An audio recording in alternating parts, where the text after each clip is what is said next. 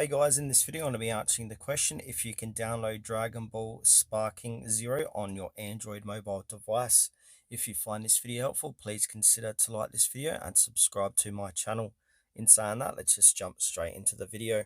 Alright, so as of now, Dragon Ball Sparking Zero has not been officially released for Android devices. The game is developed by Spike Chunsoft and published by Bandai Namco and is officially available on PS5, Xbox Series, and PC platforms.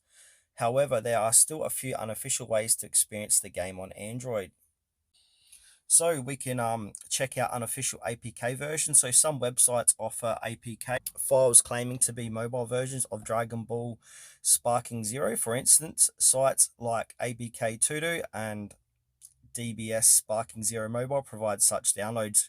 These versions often feature 3D battles, a roster of over 180 characters, and gameplay reminiscent of the Budokai Tenkaichi series.